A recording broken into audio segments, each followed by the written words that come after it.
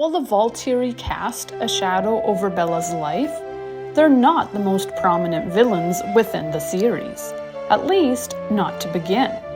That distinction goes to Victoria, the mate of the vicious tracker James, who goes out of her way to kill Bella in revenge for her mate's death. Cunning, swift, and cat-like in her movements, Victoria is an intimidating force, especially when posed against a vulnerable human girl.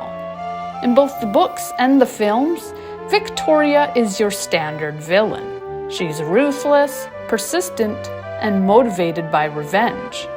However, if one looks into her backstory, there is a surprising amount of tragedy.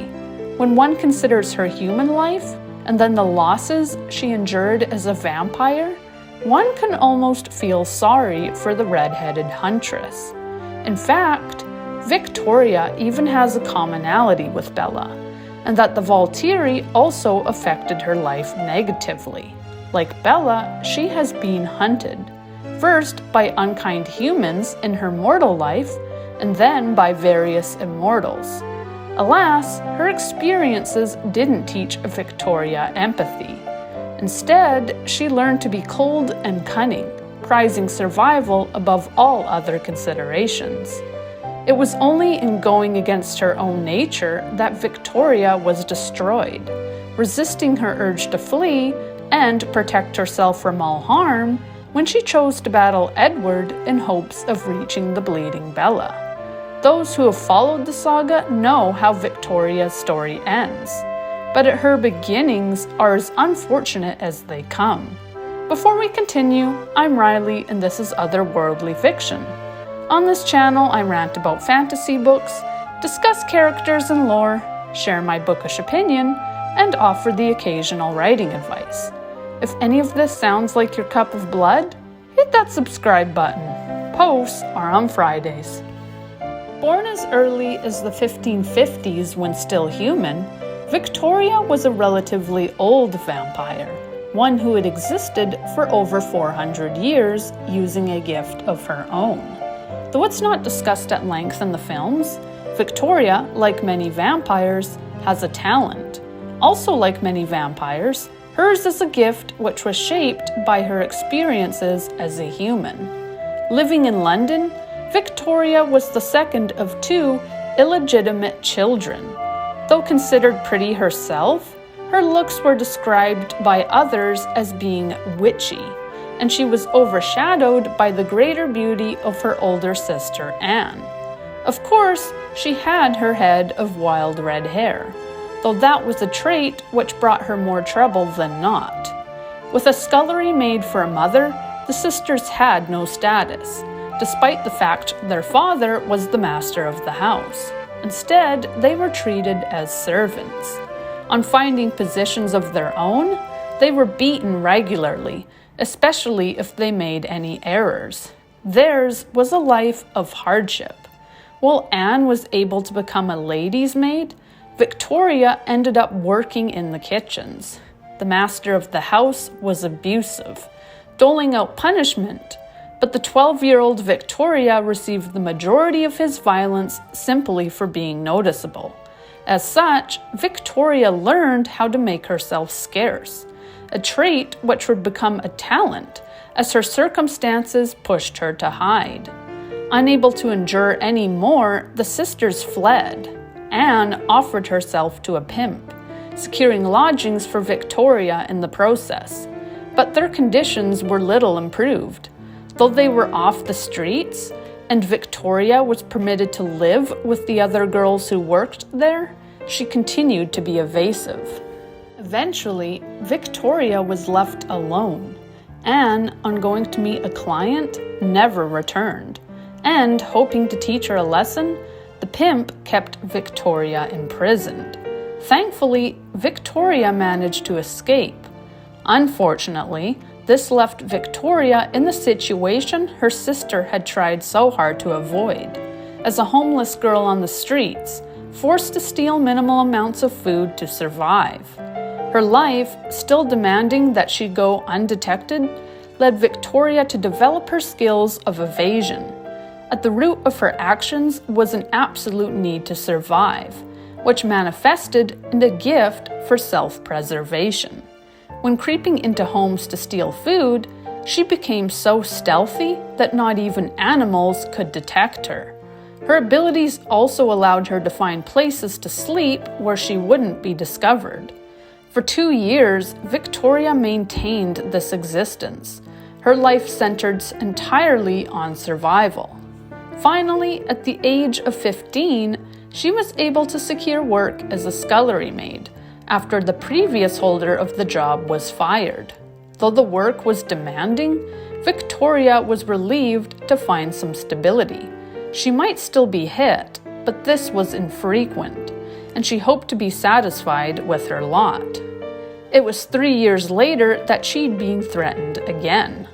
While purchasing groceries, she was seen by the pimp she'd so desperately fled. She managed to escape him again, but she feared what he'd do if he located her. She considered heading into the country, but she couldn't be sure she'd find any work there. Before she could make a decision, Victoria was visited in the night by none other than the sister she'd lost. Somehow, Anne was even more beautiful, though the color had vanished from her cheeks, and Victoria listened as Anne pondered killing the pimp. Finally, after asking Victoria if she was content with her life, she offered Victoria more. Victoria, on being pressed, assured her sister that she trusted her. With that statement, Victoria's life was changed forever. Anne, a vampire, bit her sister. Once her transformation was complete, Victoria was brought into the coven led by Hilda. Under Hilda's leadership, Victoria and Anne also shared their existence with Mary and Heidi. In time, yet another female, Noella, joined their ranks. For the few years Victoria had in her coven, she knew peace. Hers was a good life, but it was not to last. The Volturi, believing that the coven had drawn too much attention to themselves, sought to punish them. Hilda was executed for the crime, leaving the rest of the girls to make a decision. Heidi survived, being charmed by the gifts of Chelsea, but the rest of them, Victoria knew, would die. Urging the others to run, Victoria fled. Each vampire took off in a different direction. Each, one by one, with the exception of Victoria, was caught and destroyed. Among those the Volturi slaughtered, Anne was included, leaving Victoria alone to grieve the loss of her sister. Though centuries would pass, Victoria would never quite recover from this loss, and in the years which followed, she became a recluse. Avoiding all other vampires, she lived alone as she'd done as a human on the streets. As a quick aside, be sure to give this video a like if you've enjoyed it so far. It wasn't until the appearance of James that Victoria would find company, though their meet-cute started on a grim note, with James considering Victoria to be prey. Tracking her for the thrill of it, James pursued Victoria endlessly. However, she was the first person he couldn't catch, because her own talent for evasion kept her perpetually out of harm's way. As such, James's desire to kill Victoria faded as he became fascinated with her. No longer viewing her as prey, he was able to find her at last. It wasn't long before the pair became mates. James saw Victoria as useful, knowing she could pull him out of situations which had gone awry, and Victoria was intrigued by James's talent. As a tracker, James's gift was essentially a reversal of Victoria's. While no one could avoid James, Victoria could avoid anyone. They even made a game of it, playing hide and seek for months on end while James tried to catch his love. But always Victoria would surrender so that they could be together again. The desire of James led Victoria into danger she would otherwise have avoided, but she was devoted to the tracker and eager enough to help him in his games. By the time James decided to track Alice, who would become the Alice Cullen we know and love, Victoria was by his side, though the scent of another vampire left her wary. In attacking the Cullen family decades later, James bit off more than he could chew. Out of a sense of caution, Victoria had occasionally invited other vampires into their coven, and at the time, Laurent was acting as their companion, though Laurent, drawn to the powerful, was becoming impatient with James's antics. Laurent made a point of warning the Cullens before leaving to live with the Denali's. As for Victoria, she was left alone again, grief-stricken, when Edward and his family killed James. With nothing else to occupy her, Victoria made it her goal to kill Bella in vengeance, though this desire was ever at odds with her need to avoid danger. Therefore, Victoria created her newborn army. Though they were chosen to destroy Bella, they also offered Victoria a security blanket. In Riley, she had a protector, though she felt no real love for him, and from the other vampires, she remained distant. In her eyes, they were tools. She also sent Laurent to survey the situation in Forks, though he was torn apart by the local wolf shifters before he could kill Bella. Ironically, Victoria even had a discussion with the Volturi, Jane among them, with Jane giving Victoria a deadline to cease her activities, rather than a death sentence.